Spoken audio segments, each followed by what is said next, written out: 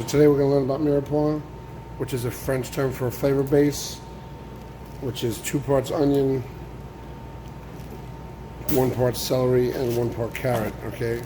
I'm going to get these peeled, these washed, before we begin. Alright, so for our mirepoix today we're going to use, these ingredients are rosemary and thyme that we're going to make a sachet, a bouquet garni, which is tying it up, which I'll show you in a second. I wash my celery. Make sure when you wash the celery you get down here. This is just part of the stem. We'll just cut that off. I'll show you a few different cuts. Like with this project, you're going to choose your own cut, be it a rondelle bias, be it a dice, be it a bâtonnet. Use the posters and other things that you've learned in this class to do that. So just as a refresher, if you want to do a rondelle bias, remember on a bias means on an angle. So I got these carrots, which are retail carrots for the soup project, because they're much smaller, okay, and easier to manage for the soup. So with the rondelle bites, we're just going to go this way and 1/4 inch. So whatever cut you're doing, you want it to be at least 1/4 inch.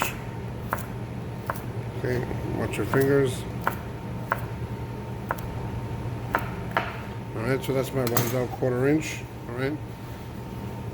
If you just want to do the regular soup way, just take the edge off. I like to cut it in quarters.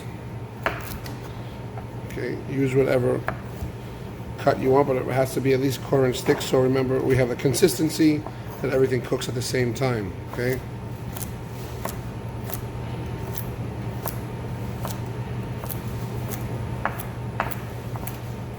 Okay. So remember, we're just peeling these and we're cutting them. We're not going to block these off, obviously, because they're very skinny, all right? So pick your cuts for that. The celery, the same thing. You could choose if you want. Cut off the ends. You could do a bias on the celery as well. Okay, remember, I'll get that angle, all right? And always ask you guys the same question all the time. Make sure things are consistent, same size, so that they cook at the same time. And one piece isn't burnt and the other is still raw. Okay, that's one way right there. Or we could just go for the regular dice. Okay. Remember, we'll cut it in half. Cut it in half again. All right. Okay. So for the recipe, please follow. It says 3 stalks.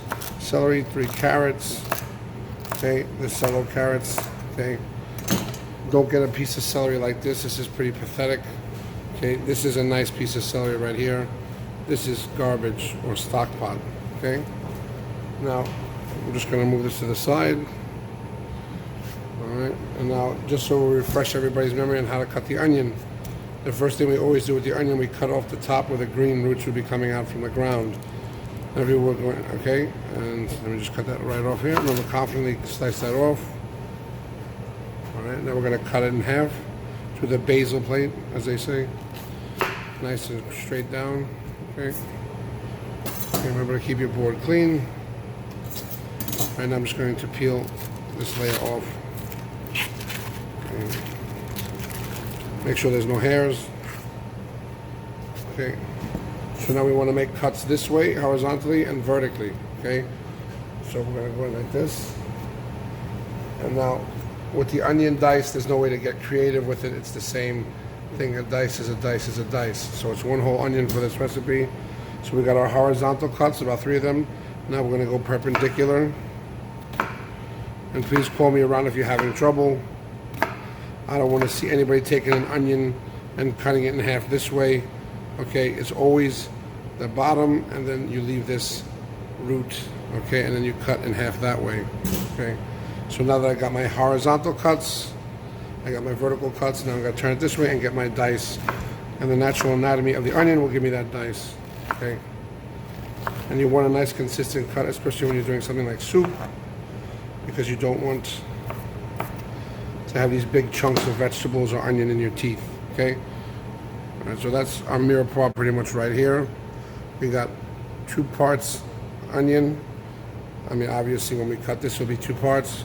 And we got our celery and we got our carrot, 1 part each, okay? Let's move on to the bouquet. Okay, so I got all my Mirepoix so far in my labeled bag. Remember, a Ziploc bag, labeled, sealed, put in the prep fridge. And it's March, so you should definitely know what the prep fridge is. So, bouquet garni is a French term for just a bouquet of stuff, of aromatics. So we're going to take our herbs. You want about this much, okay?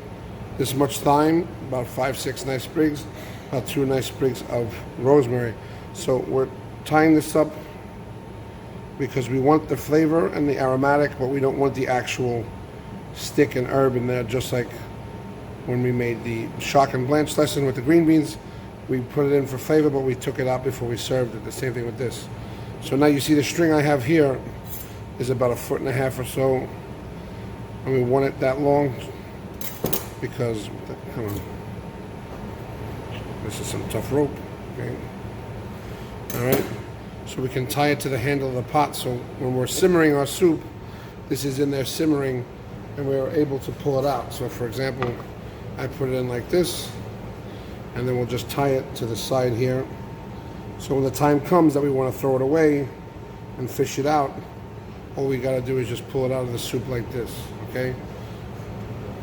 And that's an easy way instead of fishing out each little stick. I mean, granted, you could just throw everything in there, but it's a pain in the ass to get it out. So the best way is to just tie it to the side and just remove it and chuck it when you're finished, all right? So one more option for this is definitely you could do the jalapeno option. I have fresh garlic. If you want to add garlic, feel free to add a few cloves. If you want to cut this in a special way, you could do it the regular dice, or if you have a sharp knife, just do it on a bias. But remember, very thin. Okay.